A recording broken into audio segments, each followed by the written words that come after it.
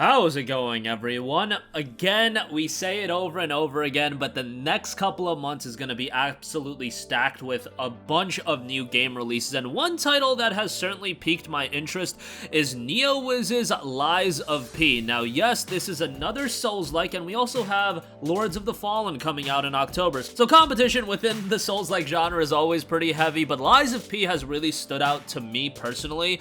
I love this game's aesthetic, its setting. I find it incredibly compelling from that standpoint, and with the game's release being just over 2 weeks away, want to go over all of the information that you should know about Lies of P before you drop your $60 on the game. It will also have a deluxe edition, and we'll talk about that. I should also mention off the top that if you have an Xbox or a PC, the game will be a day one Game Pass title, so a lot of value there with Game Pass, given a lot of you guys with Game Pass are going to be playing Starfield. You might be playing Payday 3 later this month. Lies of P, another day one title. 3 day one games on Game Pass this month, which is pretty remarkable, so that's a lot of value there. Otherwise, if you do want to buy the game, it's going to be $60. I should also mention, before we even get into this video, if you are not aware, there is a Lies of P demo that is available on the PlayStation Store, Xbox Store, as well as Steam. Go play that. That'll give you a nice little insight into the gameplay and a lot of the aspects that we're frankly going to talk about in this video, because you'll get an idea of the aesthetic as well. As I mentioned at the top, this setting and the aesthetic to Lies of P looks incredibly dark, and it looks incredibly compelling from that standpoint. Lies of P is a thrilling Souls-like that takes the story of Pinocchio, turns it on its head, and sets it against the dark, elegant backdrop of the Belle Epoque era. The main character of Lies of P is a puppet whose creator was caught in a web of lies with unimaginable monsters and untrustworthy figures standing between you and the events that have befallen the world of Lies of P. You are awakened by a mysterious voice that guides you through the plague city of Krat, a once lively place that has been poisoned by madness and bloodlust. In our Souls-like, you must adapt yourself and your weapons to face untold horrors, untangle the unfathomable secrets of the city's elite, and choose whether to confront a predicament with the truth or weave lies to overcome them on the journey to find yourself. Now, the game is called Lies of P. The story of Pinocchio obviously would have lying as a core element of the game, and the game features a lying system where the decisions the player makes during certain passages affect the course of the events, and of course, when you have decision making, you gotta have a variety of different endings, and we are going to have 3 different endings within Lies of P depending on the decisions that you make throughout the game, and that'll hopefully lead to a little bit of replayability as well. The game notes a darkly elegant and cruel world. Unearth the secrets of the city of Krat, a place soaked in the style of the Belle Epoque era, which once thrived due to its puppet industry and now sees its streets covered in blood. Battle with twisted instruments, develop a unique combat style to counter vicious enemies and terrain by weaving together dynamic weapon combinations, utilizing the Legion arms, and activating new abilities. There will be a plethora of different weapons and abilities to utilize. The weapon and crafting system offers 30 different weapon types with 100 different combinations as well. Pinocchio himself has a mechanical arm that can be equipped with gadgets, and you have different abilities that are going to be effective in different times. For example, certain abilities will have certain effects that you can utilize that will be effective against certain enemies. You could use a grappling hook to lure enemies, or even a flamethrower will be at the disposal of the main character. Obviously, on top of that, you have your typical weapons like swords and axes that you can utilize within the combat system as well. The game's official page notes what's in a lie. There will be times where you'll be confronted with choices where you can give comfort to others in sorrow or despair by lying, or you can choose to tell the truth, carve your own path, and it's a classic reimagined experience, the beloved fairy tale of Pinocchio reinterpreted as a dark, grim narrative that allows players to discover the secrets and symbols hidden within the world of Lies of P. It looks like this game is going to have a bigger emphasis on its narrative as well, and given the dark ambiance of the game, it's looking like it could be something that is incredibly engrossing from a world and story standpoint as well.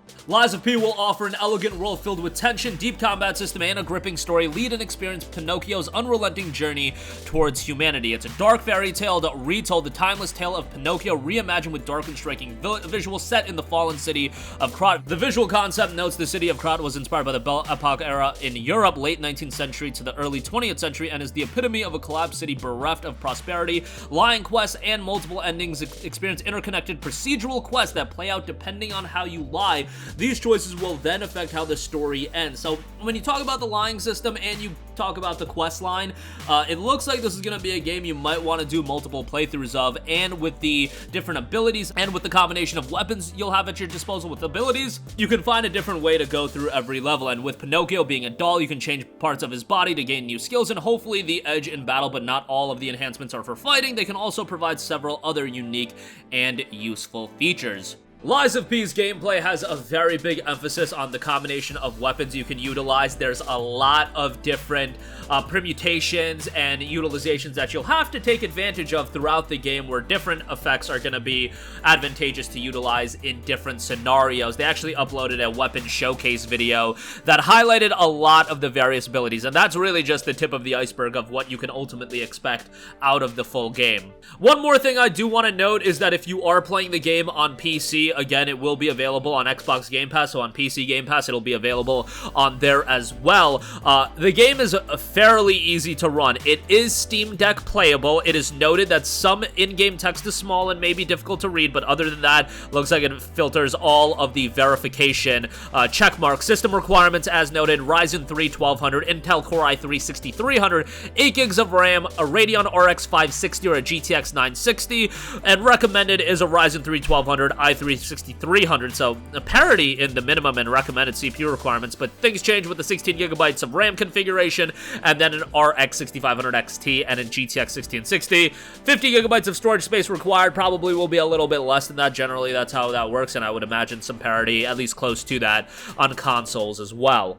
Before I get into the pre-order and the various editions you can buy, I also want to note that Lies of P will be getting a Wo Long Fallen Dynasty collaboration that has been officially announced. Publisher NeoWiz and developer Round 8 Studio have announced a collaboration between upcoming Souls-like action RPG Lies of P and the currently available Team Ninja developed action game Wo Long Fallen Dynasty. As far as specific details about this collaboration, that will be revealed later this month. And for the various editions, Standard Edition will be $59.99. That'll get you the base game. It is a cross-gen title on PS4, PS5, Xbox One, Xbox Series, so you'll get both versions of the game, the Mischievous Puppets clothes and the Mischievous Puppets parade hat. Those are the pre-orders to the game, and then you do have a deluxe edition.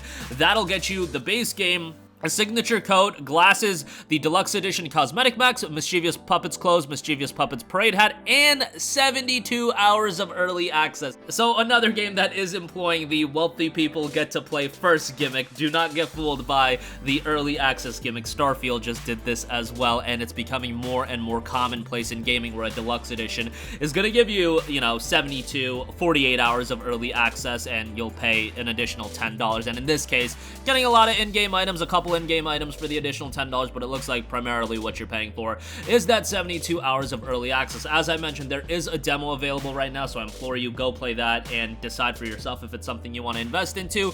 With a Souls-like game with a very unique setting and what looks to be a good deal of replayability, this might be one a lot of people end up picking up at full price. But that's going to do it for me. Sound off with all of your thoughts in the comments section down below. Thank you for watching, and goodbye. Hey guys, we hope you enjoyed the video, and if you did, make sure to hit the subscribe button, and if you're already subscribed, do us a favor and hit the bell icon. This way you'll be notified whenever we post a new video. That's the best way to keep up with all of our uploads, and we usually try to upload 2 videos a day. And with the bell icon hit, you'll be notified whenever we do upload a video. As always, thanks for watching.